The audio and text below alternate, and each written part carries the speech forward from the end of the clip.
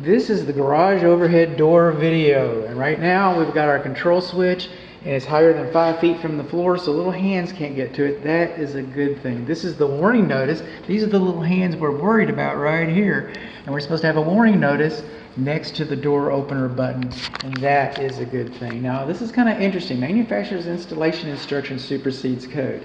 Code says that this button has to be within sight of the overhead door. All right? But then, LiftMaster is giving you the option that you can operate this door remotely, closed from anywhere. The Department of Motor Vehicles, from Kroger, from Albertsons, from wherever you're at, from church. You can sit there and play with the door and not see it, and not see it operating. The whole idea about putting this button in here is so that you can see it. But I can't call that a deficiency because the manufacturer's listed instructions gave you that option. So I'm just telling you, it's just a cautionary tale. So we're coming over here, we got a metal panel overhead door. And we've got a door handle inside of it. This is a good thing. And then we come over here. That's hard. On the outside corners of each door, you should have these spring tension notices. They've got them in a little bit. I don't know what the actual measurement is to the corner of the door, to be honest. So we're just going to kind of go with that. And this is another warning notice. It's a different design. We're supposed to have that. We've got a handle inside of here. We're supposed to have this here too. And then right here, this is our emergency release handle. And that's why our door is out here. Is because I wanted to make sure that the door springs were balanced. Okay, so the door springs are balanced. Our manual door lock has been decommissioned. They moved it so that it does not work as long as you're using the automatic door opener. Now, if this fails or whatever, you still got the parts. You can work the door manually with your manual door handle. And, but until you're working this door manually, you don't want to lock that, forget about it, and then accidentally bend up your door. Speaking of accidentally bending up your door, we got a little bend right here on the bottom of the first panel. A little gasket right there. Now you might see this door is ajar. And you would be right, because I had disconnected this and let it go down so that it's balanced. Now we're going to test it here in just a moment. We're almost there. Now these wires that are coming to our optic sensors they're not supposed to be farther than 6 inches off of the driveway or whatever surface they're on. I'm going to come back and measure those, but it looks to me like they're 6 inches. But these wires right here, these control wires, see those staples? Those staples are not insulated. They're supposed to be insulated staples so that you don't pinch the wire, break the wire. Now your door's not working. You don't know why your door's working. It's because they didn't put insulated staples there, so we don't have insulated staples. I'm going to come over here. I'm going to say the magic word.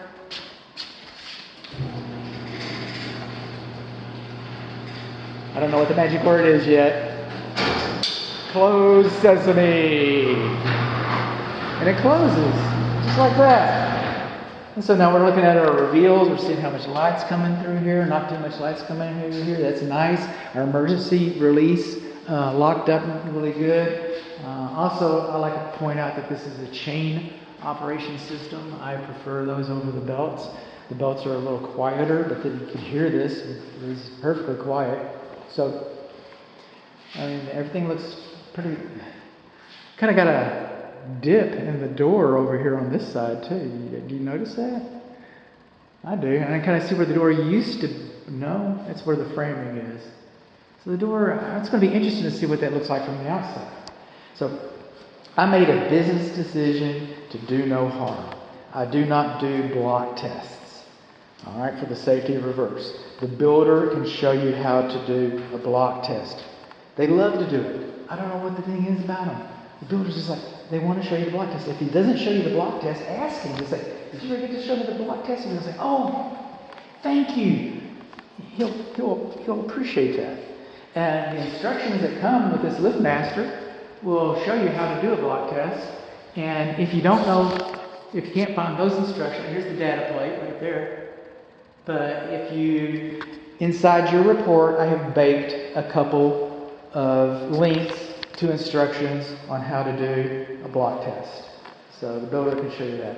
What I do is I take my big old flat zombie hoof and this is supposed to be oiled about twice a year. They sell special oil for this, at any big box hardware store, you can find garage doors, and you'll be surprised to find that it's actually kind of thin, because you don't want it all gunky and everything. But they do sell garage door. But this is the way I do it, is I come over here with my big old flat zombie hoof, close sesame. I dance over here like a fool, because one foot's bigger than the other foot is, and I trip the wire. We know the safety reverse works. We know the safety reverse works. That was in my inspection agreement that my dear client signed. It's in the inspection agreement that's posted on my website, I'm telling you now. But the safety reverse works. Well, what's going on here? We're pretty good over there. What's going on here? We've got some staples that weren't insulated. Okay. We got a bend on the door. I got a little question about this door panel. What else? That's it. Huh. Okay. Let me run that up one more time. Not insulated staples. And a bent panel.